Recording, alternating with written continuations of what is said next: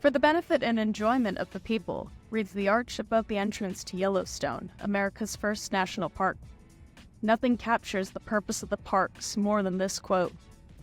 Since 1916, the National Park Service, a bureau of the U.S. Department of the Interior, has acted as the federal stewards of the U.S. public parklands.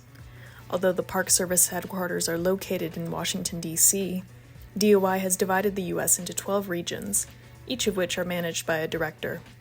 Dividing the nation allows the Park Service to better manage public parklands according to regional demand.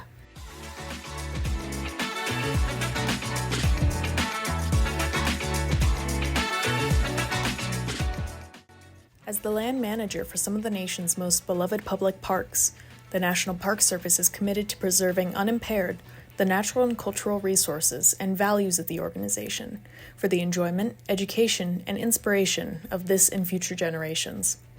The values of the Park Service include shared stewardship, excellence, integrity, tradition, and respect. Each park, in order to succeed, must be developed on a firm foundation and according to these core values. Some of the earliest parks proved to be grounds for trial and error on how to manage public park spaces.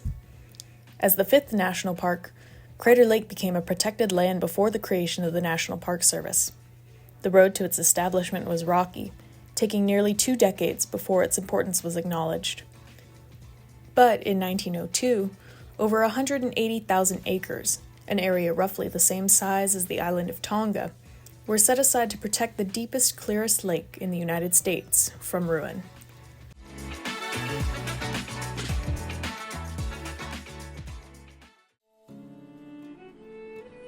Back in 1870, a 15-year-old boy in Kansas was idly reading the newspaper that had been used to wrap his lunch. He came across an article about a mysterious sunken lake in Oregon, and he vowed to visit it one day. It would take William Gladstone Steele 15 years to get there. Thanks to Steele's passion and persistence, Crater Lake remains one of America's greatest watery treasures. He worked to make the space well known to the public by hosting guided nature hikes and lectures around the campfire. Hundreds of important and influential people gathered to experience his tour and the beautiful scenery. Today, his work closely resembles that of the park rangers, who serve hundreds of thousands of visitors every year. These rangers work to fulfill the purpose of the national park, which is to forever preserve Crater Lake, scenic landscapes, volcanic features, and unique ecological and cultural heritage, and foster understanding and appreciation through enjoyment, education, and inspiration.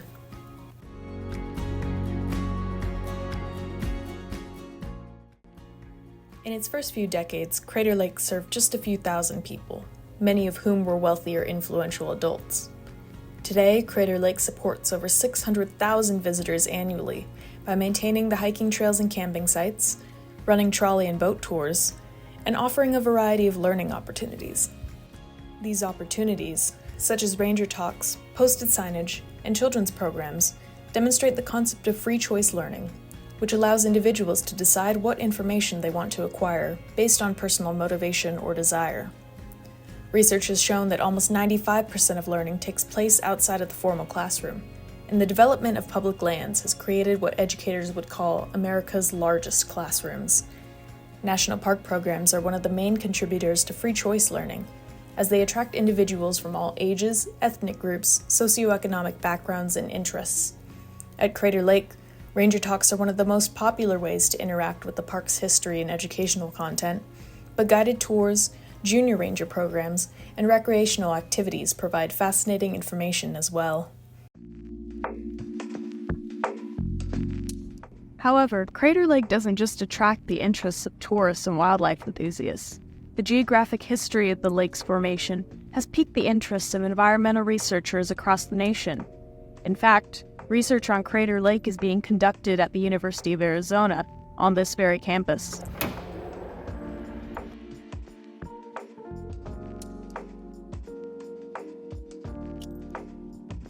In the 1930s, an astronomer named Andrew Ellicott Douglas believed that he could understand the changing climate by studying the annual growth rings of trees.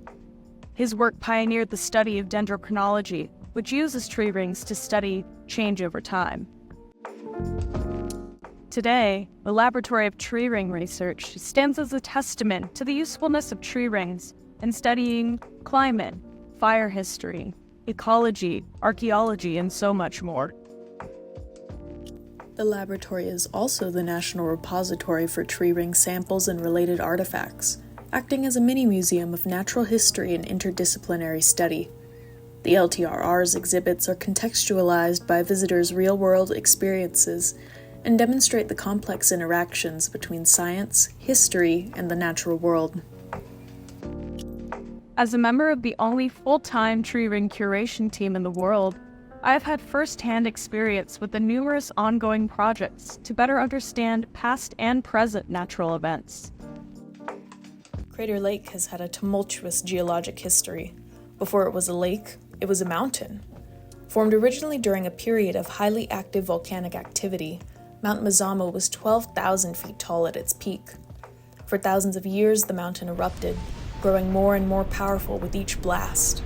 Finally, with a final mighty burst, Mount Mazama collapsed in on itself, creating a deep caldera. Now, 7,700 years later, that caldera has accumulated over 5 trillion gallons of pure snowmelt and rainfall to become the crystal-clear Crater Lake. One tree ring scientist in particular, Dr. Bryan, is interested in uncovering more of Mount Mazama's history. So these are samples of wood that were killed when Crater Lake erupted about 7,600 years ago. And we found a location where a river and a lake had been eroding away the cliff face of this ash and exposing this wood about 20 miles north of Crater Lake. So we collected all these samples, some of which still have bark on them, and that we found even cross-date with one another. They share the same patterns and width that indicate they lived together and died together. Now we're applying state-of-the-art radiocarbon techniques to determine the exact calendar year these died, because that Crater Lake eruption was one of the largest on the planet in the last 10,000 years, and is one of the most important stratigraphic markers in the western U.S. and across western North America.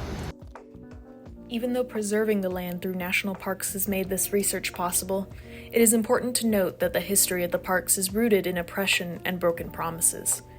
Many of the national parks were developed by people and groups who believed that the lands were an untamed, uninhabited wilderness, overlooking the indigenous stewards who were already living there. In doing so, white settlers were able to better shape their perfectionist view of the western frontier. Crater Lake is not separated from this unfortunate past. The Treaty of 1864 gave the original occupants, the Klamath Indians, recognized rights to Giwas, the sacred place we know as Crater Lake. However, the 1902 establishment of the national park obliterated their treaty rights and pushed Klamath tribes away from their ancestral lands. Repeated incidents of indigenous erasure within the parks perpetuated the dismissal of tribal rights, including the harvesting of artifacts from sacred and culturally valuable sites over the years. One way the Tree Ring Lab attempts to make amends is by repatriating culturally sensitive samples to their respective tribes in accordance with NAGPRA, a federal law that recognizes descendants and tribes as the rightful owners of sacred objects and human remains. While this effort won't return the national parks to the tribes as some advocate for, it is a step in the right direction. Back within the parkland, Crater Lake is working to draw in new visitors by making the park more accessible. All year round, there are many activities to explore the park's natural wonders. Scenic drives, promenades, and biking routes are just one facet of activities. Many activities encourage visitors to learn about the park through bite-sized information dumps. The Junior Ranger program is just one example of place-based learning, which requires children specifically to learn about their environment through exploration. Educational programs in the parks provide equitable opportunities for adolescents from all backgrounds. Prioritizing learning makes the park's heritage more accessible to individuals and passes down the important stories and experiences within the collective social memory. This heritage, which originated in indigenous tribes, has expanded to include all of the research, artifacts, practices, and traditions that make the national parks so special. The juxtaposition of preservation and dynamic growth is what makes the national parks a haven for many Americans. Those looking to rest and relax in the vastness of nature are offered a plethora of ways to do so, while those looking for educational opportunities can find tidbits scattered around the park. With a commitment to tradition, respect, and stewardship, Crater Lake and other national parks will continue to foster personal and communal growth for generations to come.